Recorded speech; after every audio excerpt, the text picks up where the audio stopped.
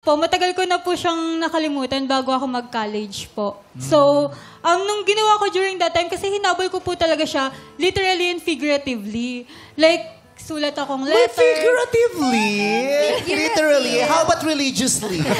Emotionally, psychologically? Spiritually. Hinabol ko rin po siya politically. Mga batang to. Ang dami-dami yung terms. Daming words. Anyway. Eventually. Oo. Yes.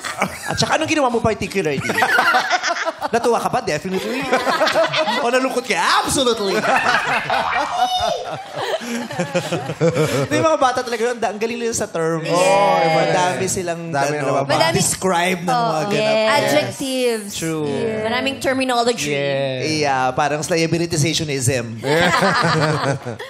Okay, so... Yes pa, so basically, Basic lang tayo. ano po, literal kasi may time na... Literally mo yun. Literally. Pwede mo lagyan ng LY. As in, merong time na hinabol ko siya sa hallway. Sabi ko, wait lang, usap lang tayo. Tapos sabi, ayoko, next time na, ganun siya. Award yan ganun yung literal. And then figuratively po, susulat ako ng letter sa kanya, handwritten.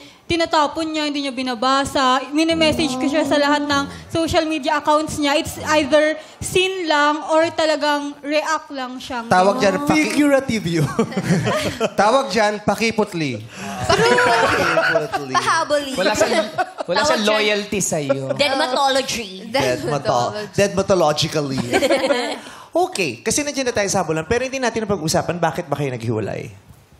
Ayun po, since nung time nga po na yun, president na ako and siya batch representative, sobrang... Hindi, bago sabi mo naghiwalay kayo, bago kayo naging officers, di ba? Opo, kasi po, nanalo po kami and then magsiserve pa lang po kami the next school year, June po. May po, nag-break na po kami. Pag nanalo kayo, hindi kayo magsiserve agad. Opo, next school year pa po siya. Okay. Kasi may recent.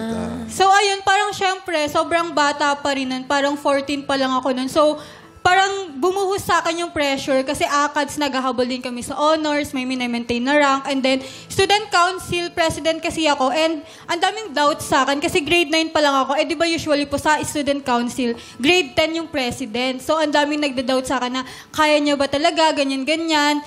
And then, takot din ako noon kasi illegal yung relationship namin. Hindi pa kasi ako legal sa parents ko. So parang, during that time, ang daming gumugulo sa utak ko. Feeling ko, siya yung bagay na pinaka-pwede kong i-let go.